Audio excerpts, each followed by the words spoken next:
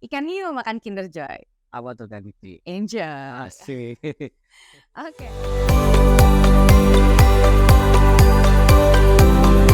Ngarujak, ngobrol urusan pajak. Halo kawan pajak. Assalamualaikum warahmatullahi wabarakatuh. Kami pun Ya pun. Yapun. Hai kawan pajak, selamat datang kembali di channel YouTube Kabar Pratama Natar, podcast Ngerujak, ngobrolin urusan pajak. Di episode kali ini nih, kita akan mengangkat tema tentang PMK 72 tahun 2023. Nah, sebelum kita ke materi, izinkan saya memperkenalkan diri terlebih dahulu. Nama saya Gifty Betisel, dan hari ini saya akan ditemani oleh pemateri yaitu Irfan. Halo. Oke, jadi di sini yang akan menemani kita dan menjawab pertanyaan-pertanyaan yaitu Kak Irfan ya. Pada hari ini kita mengangkat tema yaitu PMK 72 tahun 2023. Jadi PMK 72 tahun 2023 ini ada penjelasan sedikit nih mengenai penyusutan dan amortisasi. Secara umum salah satu biaya yang digunakan sebagai pengurang dari penghasilan bruto ialah biaya penyusutan dan amortisasi. Setiap wajib pajak dapat melakukan penghitungan penyusutan yang harus disesuaikan dengan standar akuntansi komersial. Namun, apabila dilakukan atas pelaporan SPT, maka wajib pajak diharuskan melakukan penyusutan fiskalnya terlebih dahulu. Jika terdapat selisih pada saat penghitungan biaya penyusutan, maka wajib pajak diharuskan melakukan rekonsiliasi fiskal. Oleh karena itu, sangat penting bagi setiap wajib pajak dalam memahami konsep dan maksud dari setiap ketentuan penyusutan maupun amortisasi yang telah diatur dalam peraturan perundang-undangan di bidang perpajakan. Nah, jadi sebenarnya apa sih yang dimaksud dari penyusutan dan amortisasi? Kita tanya langsung aja ke pematerinya. Halo Kak Irfan. Halo Kak Gifty. Halo, gimana Kak Irfan kabarnya hari ini? Iya, sehat-sehat, tetap sehat. Tetap sehat, tetap Iya, semangat. tetap semangat. Oke. Jadi Kak Irfan, sebenarnya apa sih yang dimaksud penyusutan dan amortisasi ini? Ya, jadi sebelum saya jelasin ya Kak Gifty ya. Jadi PMK 72 ini, PMK 72 tahun 2023 ini sebenarnya penyesuaian atas Undang-Undang HPP yang tahun 2021 yang lalu sudah terbit. Ini ada masalah penyusutan dan amortisasi yang dibahas di sana, dan ini adalah aturan turunannya. Ada beberapa penyesuaian tentang amortisasi dan penyusutan. Nah, kalau kita bicara definisi ya, secara umum ini penyusutan ini adalah akumulasi biaya yang dialihkan atau dialokasikan sebagai aset tetap dalam kurun waktu atau periode tertentu. Nah, penyusutan ini dapat diartikan juga sebagai salah satu hal yang bisa mengubah biaya sebenarnya atau biaya asli dari fixed asset atau aset tetap. Nah, contohnya gedung-gedung pabrik, mesin produksi, hingga alat-alat kerja yang termasuk beban selama masa manfaat yang dimiliki dari aset tetap terkait. Nah, di mana beban yang dimaksud tadi ini dapat mempengaruhi hasil dari laba bersih. Nah, jadi lantaran ditetapkan sebagai beban atau biaya, maka ini harus dilaporkan di laporan keuangan. Nah, secara konsep, penyusutan merupakan sebuah alokasi ya dari biaya-biaya perolehan suatu aktiva tetap kecuali tanah tidak ada penyusutan ya Kak gitu ya, yang memiliki masa manfaat tertentu atau disesuaikan dengan kelompok hartanya. Nah, penyusutan ini dalam konteks perpajakan sendiri itu diatur di Undang-Undang Pajak Penghasilan pasal 11. Sedangkan dalam amortisasi di mana alokasi dilakukan atas perolehan harta tidak berwujud yang memiliki masa manfaat tertentu diatur dalam Undang-Undang PPH pasal 11A. Oke. Nah, kan ini tahun 2023 ada PMK 72 yang merupakan pengaturan terbaru nih mengenai penyusutan dan amortisasi yang tadi udah dibahas sedikit ya oleh Kak Irfan ya. Latar belakangnya nih apa ya? Nah, itu tadi sempat saya singgung sedikit ya Kak Gifty ya. Jadi peraturan PMK nomor 72 tahun 2023 ini merupakan aturan turunan dari Undang-Undang nomor 7 tahun 2021 tentang harmonisasi perpajakan atau HPP, karena di dalamnya ada memuat materi mengenai amortisasi dan penyusutan sehingga harus ada aturan turunannya gitu dan beberapa penyesuaian. Nah, penerbitan PMK ini sekaligus mencabut PMK lain terkait amortisasi dan penyusutan seperti PMK 96 tahun 2009, kemudian PMK 248 tahun 2008, dan PMK 249 tahun 2008 yang telah diubah di PMK 126 tahun 2012. Jadi semuanya dicabut, digantikan PMK 72 ini. Ya, latar belakangnya itu tadi sebagai aturan turunan dari Undang-Undang HPP nomor 7 tahun 2021. Jadi mencabut PMK-PMK yang lama terus sebagai turunan dari UHPP tadi ya, Kak? Dan HPP. Nah, jadi apa aja nih Kak yang diatur di PMK, terutama di konsep penyusutannya itu sendiri?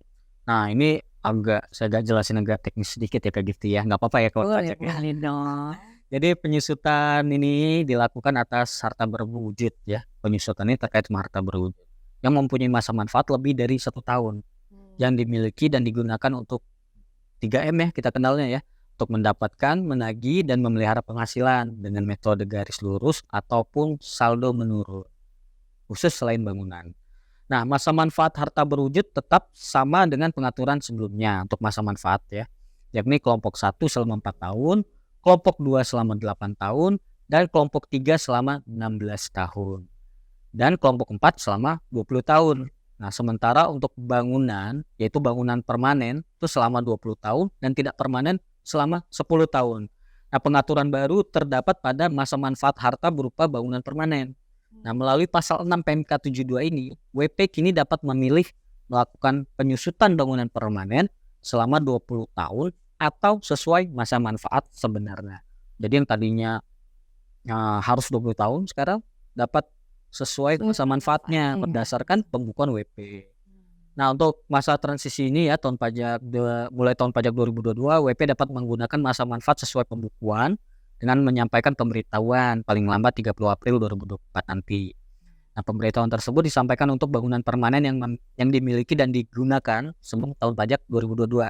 Nah, selain itu pemerintah juga memberikan kepastian hukum terkait biaya perbaikan aset tadi. Nah, pasal 7 menegaskan bahwa biaya perbaikan harta berwujud yang memiliki masa manfaat lebih dari 1 tahun dapat dikapitalisasi pada nilai sisa buku fiskal harta berwujud dan dibebankan melalui penyusutan. Jadi maksudnya biaya perbaikan ini dapat menambah nilai dari aset itu sendiri. Oh iya. Kurang lebih gitu. Oke, berarti nanti diingat-ingat aja ya sama kawan pajak dapat menggunakan masa manfaat pembukuannya dengan menyampaikan pemberitahuan paling lambat 30 April tahun 2024 ya Kak. Nah, bisa dimengerti ya kawan pajak ya? Semua bisa dipahami ya. Oke, ada lagi nggak Kak kira-kira tambahan? Ya, Anda juga ini terkait sama penggantian asuransi Kak Gifty. Apabila terjadi pengalihan atau penarikan harta yang mendapatkan penggantian asuransi, jumlah nilai sisa buku fiskal harta yang dialihkan atau ditarik dibebankan sebagai kerugian, dan jumlah harga jual atau penggantian asuransi dibukukan atau diakui sebagai penghasilan pada tahun terjadinya penarikan tersebut. Nah, namun WP dapat menunda pengakuan kerugian tersebut dengan mengajukan permohonan persetujuan kepada Direktur Jenderal Pajak. Jadi kalau misalnya ada aset, jadi dijamin dengan asuransi, kemudian aset ini hilang atau rusak atau tidak bisa dipakai lagi, itu dapat diakui sebagai kerugian. Dan penghasilan atas penggantian asuransi ini tadi, kan misalnya ada asuransi diganti ya, penggantian ini dapat diakui sebagai penghasilan. Itulah pengaturan di PMK 72 ini. Iya. Nah, ini tuh penting juga ya untuk diketahui oleh kawan pajak yang memang kegiatan usahanya tuh di bidang asuransi nih Kak. Nah, kemudian nih tadi kan udah penyusutan, terus ada bagian asuransi juga. Kita sekarang tanya bagian amortisasi nih Kak. Gimana nih kalau amortisasi? Nah, kalau amortisasi ini kan sebenarnya penyusutan namun untuk harta tak berwujud ya. Nah, untuk harta tidak berwujudnya mempunyai masa manfaat lebih dari 1 tahun yang dimiliki atau digunakan untuk 3M tadi ya. Untuk amortisasi dimulai pada bulan dilakukannya pengeluaran, kecuali untuk bidang usaha tertentu. Nanti kita bahas selanjutnya ya. Masa manfaat untuk amortisasi ini tetap ya sama, yakni saat kelompok 1 4 tahun, kelompok 2 8 tahun, kelompok 3 16 tahun, dan kelompok 4 20 tahun. Pengaturan baru terdapat pada harta tak berwujud dengan masa manfaatnya lebih dari 20 tahun. Nah, pasal 9 ayat 4 PMK ini mengatur bahwa apabila harta tak berwujud mempunyai masa manfaat lebih dari 20 tahun, WP dapat memilih menggunakan masa manfaat 20 tahun atau manfaat sebenarnya sesuai pembukuan WP. Ya kurang lebih sama kayak penyusutan tadi ya. Nah, dan ini harus menyampaikan pemberitahuan ya kalau misalnya dia mau menyusutkan sesuai dengan pembukuan, dia harus menyampaikan pemberitahuan paling lambat 30 April. Sama ya, Sama. paling lambat 30 April 2024. Jadi kalau nanti mau menyesuaikan dengan pembukuannya ya, jangan lupa paling lambat diberitahukan di 30 April tahun Betul 2024. Kak Gusti.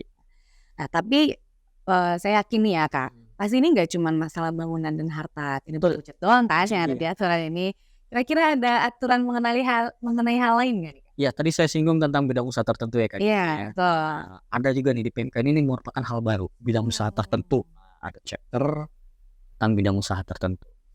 Jadi bidang usaha tertentu yang dimaksud di PMK ini itu meliputi kehutanan, perkebunan, dan peternakan yang dapat berproduksi berkali-kali. Nah, jadi tanaman kehutanan atau bidang kehutanan itu dapat disusutkan selama 20 tahun. Kemudian tanaman keras termasuk tanaman rempah dan penyegar ya di bidang perkebunan itu dapat disusutkan 20 tahun juga. Nah, sedangkan ternak termasuk ternak pejantan disusutkan selama 8 tahun. Untuk ternak yang menghasilkan setelah dipelihara lebih dari 1 tahun dan disusutkan sampai dengan 4 tahun untuk ternak yang menghasilkan setelah dipelihara kurang dari atau sama dengan 1 tahun. Jadi dulu nih ternak, perkebunan, dan kehutanan ini nggak disusutkan Nggak Kak Gisti. disebutkan ya. Kalau sekarang ada opsi untuk dapat menyusutkan ternak ini tadi. Jadi tapi syaratnya itu dia harus berproduksi berulang-ulang gitu. Dan diatur juga kalau misalnya dia dipelihara kurang dari 1 tahun disusutkannya Hanya 4 tahun. Kalau lebih dari 1 tahun dipelihara disusutkannya 8 tahun. Berarti kan ini balik lagi ya Kak, kalau misalnya kan bisa dibiayakan nantinya. Betul. Nah, jadi bener nggak sih Kak kalau ini tuh pengaturan baru? Ya benar sekali. Jadi pengelompokan ternak tadi yang menghasilkan setelah dipelihara kurang dari atau sama dengan 1 tahun ini merupakan pengaturan baru. Nah, hal ini untuk memberikan kemudahan dan kepastian penghitungan bagi pelaku usaha ternak Kak Gisti. Perbedaan lainnya sih selain masa manfaat untuk kelompok masa ternak tersebut yaitu saat mulainya penyusutan. Nah, jadi untuk harta berwujud di bidang usaha tertentu secara umum disusutkan mulai bulan produksinya. Ya, mulai bulan produksi komersial yang merupakan bulan mulai dilakukannya penjualan. Kecuali untuk kelompok ternak yang menghasilkan setelah dipelihara kurang dari atau sama dengan 1 tahun disusutkan mulai tahun dilakukannya pengeluarannya. Aduh, agak panjang ini kita Agak ceritanya. panjang ya. Yang mudah-mudahan gampang Kalau dipahami pajak ya. iya Bisa bisa cari informasi memahami juga ya. di luar ya, Kak. Dari ini kan pengenalan Iya. sekilas aja sih biar kawan pajak nggak nih Betul, tentang betul. PMK 72 tahun 2020. Minimal tahu kalau Ya. ada. Ada aturan baru juga di sini. Iya. Oke. Ketentuan lebih lengkapnya bisa diunduh di mana nih? Di pajak.go.id pasti sudah tersedia ya kan. Iya. Slideshow-nya juga dapat kita lihat, kita unduh di sana, dan salinan PMK-nya pun dapat langsung kita unduh di sana. Jadi untuk pajak mungkin bisa sambil mempelajari ya secara mandiri ya, baca-baca. Siap ya kawan pajak, jangan lupa kalau butuh untuk materi ada di pajak.go.id juga ya kawan pajak ya. Tapi bisa kok rewatch kita berkali-kali. Iya. Atau WA Kak Giftinya langsung minta diunduhin juga boleh. Waduh. Waduh. Oke nih Kak. Nah, biasanya ini kan kalau ada peraturan baru nih, pasti ada aturan mengenai peralihan. Betul. Gimana nih kalau dengan aturan peralihan itu? Jadi untuk peralihannya begini. Permohonan yang diterima secara lengkap sebelum PMK diterbitkan itu ditindaklanjuti sesuai ketentuan yang berlaku pada saat permohonan diterima lengkap. Kemudian permohonan yang belum diterima secara lengkap sebelum PMK diterbitkan ditindaklanjuti sesuai PMK ini. Kemudian harta berwujud yang telah disusutkan dengan masa manfaat sesuai PMK sebelumnya, itu PMK 96 tahun 2009, itu masa manfaat penyusutannya masih berlaku sampai masa manfaatnya habis. Kemudian terdapat jenis harta berwujud bukan bangunan yang diperoleh sebelum tahun pajak berlakunya PMK ini yang tidak tercantum dalam lampiran PMK nomor 96 tahun 2009 serta tidak diterbitkan surat keputusan penetapan masa manfaat, tetapi tercantum dalam lampiran PMK ini berlaku ketentuan bahwa 1. Dalam hal disusutkan belum lebih masa manfaat kelompok 2, sisa manfaat fiskal pada akhir tahun pajak 2022 disesuaikan dengan masa manfaat kelompok sebagaimana tercantum dalam PMK ini, dan nilai sisa buku fiskal pada akhir tahun pajak 2022 disusutkan sesuai sisa manfaat yang telah disesuaikan tersebut. Atau dalam hal telah disusutkan melebihi masa manfaat kelompok 2 sebagaimana diatur di PMK ini, itu nilai sisa buku fiskal pada tahun pajak 2022 disusutkan sekaligus di tahun pajak 2023. Gitu Kak Gifty. Oke, nah itu dia ya tadi mengenai peralihan dari peraturan baru juga sekaligus menutup acara podcast pada hari ini ya. Terima kasih banyak nih Kak Irfan atas waktunya dan terima kasih juga udah mencoba untuk mengedukasi kawan pajak ya. Sama-sama Kak Gifty. Semoga sih kawan pajak bisa enjoy nonton podcast kita. Ada pantunnya sih. Ikan hiu makan Kinder Joy. Apa tuh Kak Gifty? Enjoy. Asik. Oke, kawan pajak terima kasih banyak yang udah menonton podcast ngerujak kita pada hari ini. Jangan lupa nonton podcast kita di episode-episode selanjutnya. Oke, podcast ngerujak udah ngerujak Ngerujak belum hari ini. Bye kawan Bye. pajak. See you on next episode.